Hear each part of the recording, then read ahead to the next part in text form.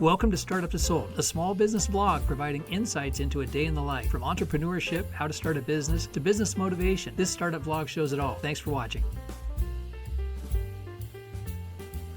Henry Ford is remembered as the guy who changed the world with the automobile, but that part comes later. Before that, Henry Ford was mostly known for failing. In the late 1890s, Ford was an engineer in Detroit who believed gasoline-powered cars were the future. Most people thought that was nonsense. Horses worked just fine, roads were terrible, cars were loud, unreliable, and expensive toys just for the wealthy. Ford did not care. In 1899, he launched his first company, the Detroit Automobile Company. It sounded impressive. Investors were excited. The problem was the cars. They were slow to build, expensive, and broke down constantly. Customers complained. Investors argued. The company shut down. Most people would have stopped there. Ford did not. A few years later, he tried again. This time it was called the Henry Ford Company. New investors, new confidence, same underlying tension. Ford wanted to keep improving the cars. The investors wanted something they could sell right now. Arguments turned ugly. Eventually, Ford was forced out of his own company. That company went on without him. It later became Cadillac. At this point, Henry Ford was nearly 40 years old. He'd failed twice, publicly, with money on the line in the same city among the same business crowd. Detroit knew his name, and not in a good way. But Ford noticed something in those failures. The problem was not the car, it was how the car was built. Cars were being hand-assembled, one at a time, by skilled craftsmen. That made them slow and expensive. Ford believed cars should be built like machines themselves, simple, repeatable, efficient. In 1908, he tried one last time. Quietly, no hype. He formed the Ford Motor Company. This time, Ford obsessed over the process. He standardized parts, he simplified designs, he experimented relentlessly. Eventually, his team introduced something radical, the moving assembly line. Instead of workers moving around the car moved to the workers. The result was staggering. What once took more than 12 hours to build now took about 90 minutes. Costs collapsed. The Model T launched at about $850. Within a few years, the price dropped below $300. Ordinary people could afford a car. Farmers, factory workers, families. The automobile stopped being a luxury and became a way of life. Henry Ford did not invent the car. He did not invent the assembly line either. What he did was fail long enough and pay close enough attention to see what everyone else missed. And the man who was once known in Detroit as a failed entrepreneur ended up reshaping the entire modern world. In the first 5 years of starting offsite, I spent a lot of time in the truck moving copiers between Arizona and Southern California. During those drives, I listened to a lot of books on Audible. One book that really struck me was called The Goal. The book is about a guy brought in to fix production and efficiency problems at a factory. It's a deep dive into assembly lines, bottlenecks, process flow, staffing, and constraints. While I wasn't in manufacturing, sitting there in the truck, it became obvious to me that the same thing applies to my business, and honestly to almost any business once it reaches a certain scale. It took offsite a few years to get there, but once it did, I was constantly wrestling with our order processing and fulfillment. What jobs did I need? Who should do what, and in what order? There was no user manual for this. It was all trial and error. And with limited resources, the kind of technology that could really help was either unavailable or way too expensive. I was always looking at software, trying to see what might fit our business model. Eventually, I came across Monday.com. It wasn't perfect, but it was the closest thing I could find without spending hundreds of thousands of dollars on custom software. With it, I could build boards and create automations. That was the breakthrough. In order to stop being an abstract to-do and became a tangible item that could move through a system. That allowed me to apply assembly line thinking to the business. Everything started with a quote. At our peak, offsite was getting around 400 emails a day. Quote requests used to get forwarded around depending on who was handling quotes that day, and things fell through the cracks. I built a board called the quote queue. When a quote request came in, it could be instantly directed to that board and a timer would start. Instantly, we had visibility. We knew what was coming in and what was sitting too long. When a quote was approved, automation sent it to the bill of lading queue. That's where the paperwork was prepared and attached to the order. Once that was done, the order moved to the dispatch queue, so dispatch could assign it to a driver. From there, it moved to the driver's queue, and after the job was completed, our driver could upload photos, add notes, and mark it complete, which automatically sent it to the invoicing queue. What I had done was take an abstract workflow and turn it into a digital assembly line with each step assigned to a role. Now I could validate processes, identify bottlenecks, and improve execution. I could see how long tasks sat, how much revenue was coming in, and what we were missing, and where problems were forming long before they became serious.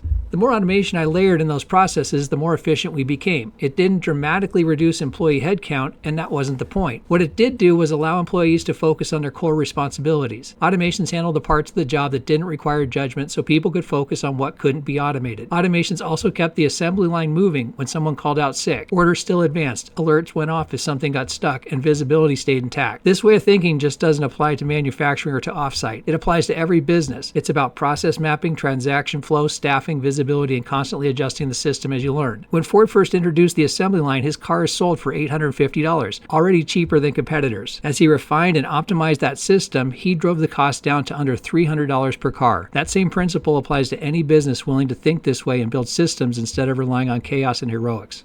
Automation and assembly lines are not the same thing, and I think that's an important distinction to make. I like to think of an assembly line as a series of best practices and processes linked together in a specific order. An assembly line does not require automation. In fact, Ford's original assembly lines had no automation at all. Every task at every station was still completed by a person. The innovation wasn't automation. It was the order of operations and the flow of work. Automation is different. Automation is when a task or action is completed automatically without someone having to remember to do it or manually push it forward. When I first rolled out Monday to the team at Offsite, the assembly line concept alone was a massive operational improvement. Orders had structure, work flowed from one station to the next. Everybody knew what they were responsible for. But pretty quickly I realized something was still missing. Too much of the process depended on employees doing everything exactly right. If someone forgot to update a status, attach a document, or move an order forward, the data broke and the order stalled. The system only worked if everyone followed the process perfectly. I started thinking about it like launching a newly built boat. The first time it hits the water, you don't assume it's perfect. You look inside the hull and check for leaks. Sometimes you fix one leak and two more appear. Other times the fix holds. That's exactly what this felt like. The more automations I added to the assembly line, the tighter the hull became. Orders moved forward automatically. Alerts fired when something got stuck. The business ran smoother. Even when people were out or distracted, the assembly line kept moving. Fast forward to today with renewalert, and I'm starting to see this even more clearly. What I'm realizing is that I can help customers automate a significant percentage of the tasks that they're already tracking. Subscriptions, vendor agreements, permits, compliance, reminders, all of it. One of the biggest challenges I've seen in business is that a process is only as good as the employee responsible for executing it. If I can automate the execution of the process itself, the likelihood that it actually gets completed goes up dramatically compared to relying on someone to remember. Here's a simple example. In renewalert, if the software does everything right and sends the 3 email reminders to a hotel general manager that their elevators need an annual inspection before permits can be renewed and the GM still doesn't act, the process failed. The reminder worked, but the outcome didn't happen. That's when it clicked. Instead of just reminding the GM, we can add the elevator inspection company directly into the renewalert reminder and change it from a reminder email into a service request email. Now, once a year or whatever interval is needed, renewalert automatically emails the inspection company requesting they come out and perform the inspections. The general manager still gets the email as well, but now the task itself is being initiated by the system. At that point, the automation didn't just support the process, it completed it. That's the shift I have to keep reminding myself of. My customers aren't buying effort, they're buying outcome. It's easy to think the customer wants the GM to be reminded, but if you go one level deeper, what they actually want is for the elevator inspection to be completed every year on time. The following footage from February 15th, 2025, as I'm starting to understand and apply this approach more clearly.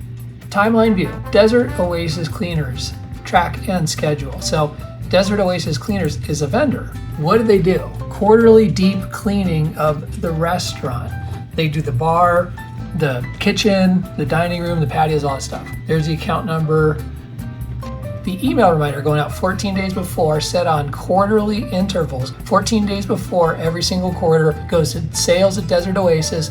James, who's the sales rep at Desert Oasis. Hey, dear Desert Oasis, this is Olive and Oak is our account. We'd like to schedule our quarterly deep cleaning. Here's our number, here's the information, here's our account number. Please get this scheduled. So it'll send 3. Auto renew quarterly. Expiration. April is going to be when it comes out 14 days before, like March 31st, that's going to send that out. It's going to send the 3 emails, boom, reset it. You don't have to worry about forgetting to book Desert Oasis to come out quarterly. It's done. Timeline, let's go back here. Cactus Mechanical, same track and schedule, same thing. Remember how we used to do 2 PMs of the HVAC systems? It's in there, it schedules it with it. Shayla Wright, leave of absence. This is scheduled to be sent to Shayla June 9th. A week before her leave is up. The letter gets sent and attached, pre-written, asking if her intent is to come back. Alliance with HR policies. COI, we got that one. Oh, this is a good one right here. This is even where I got to the next level. So Desert Mountain Fire Inspection that comes out. They have the whole thing. Fire extinguisher, 1-year auto renew category service agreement. You're preparing for that. You know what the cost is. Each year in mid-December, early January, the Scottsdale Fire Marshal comes out to inspect the facility. We also utilize Desert Mountain to come out 1 month prior every year to inspect the fire alarm, sprinklers, and all this stuff. And then they consult on the exits, blockages, and recharge all fire extinguishers and suppressant systems. Instead of attaching the documents here, I put it into Ignite so you can actually update the folder. So it now goes to the folder. Let's click on it and see what it looks like. Fire expansion packet. Now you can build the whole all your documents you need to do and have HR, whoever, update them based on that link, updating the files. So this would be the users. If they have Ignite or a shared area, they could put the link, hyperlink in on their server for that manager to be able to access their documents through a hyperlink. So see all these with termination notice? This is another great thing. Ecolab, 36-month contract, 1-year renewal, needs 90 days written notice. Salesperson, you negotiate this up front with them. You say, what's your email? What's all the information? I have the reminder set to go out 120 days before. And let's see what the reminder email says. Because it's going to Walter at Olive and Oak, the restaurant. You also have it going to Rick at Ecolab.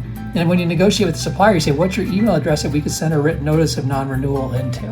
And then you just put it into renewalert. This doesn't mean we're not renewing with them, but we're going to cancel it anyway. We're going to send out, Dear Rick, please accept this as our notice of non-renewal for our agreement. We may be very happy with them. We'd be interested in new pricing quotes and any new improved services your company may now be offering. Instead of staying at the same auto-renewing and getting the same old shit, they might have better products and all kinds of stuff with promotions. Let's use those.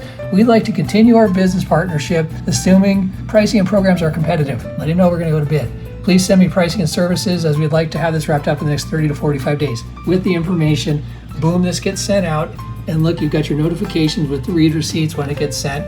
And assuming he renews, renewal period 1 year, it's going to send it out again. So you're going to negotiate those contracts every year instead of letting them annually escalate and auto-renew. That's all of these things. They're all just like that. Cisco with termination notice, Waste Management with termination notice, CEC, Certified Executive Chef certificate, sent to Jane. So that's emailed to her. Hey, you're CEC. Here's what you can do. Here's the link. Here's how you do it. This business blog documents my journey on how to start a business, how to start a software company, and start up businesses from zero. If you're searching for startup tips, business ideas, or how to start a business, start a software business, and how to run a business effectively, as well as different startup business ideas, subscribe for new videos every week.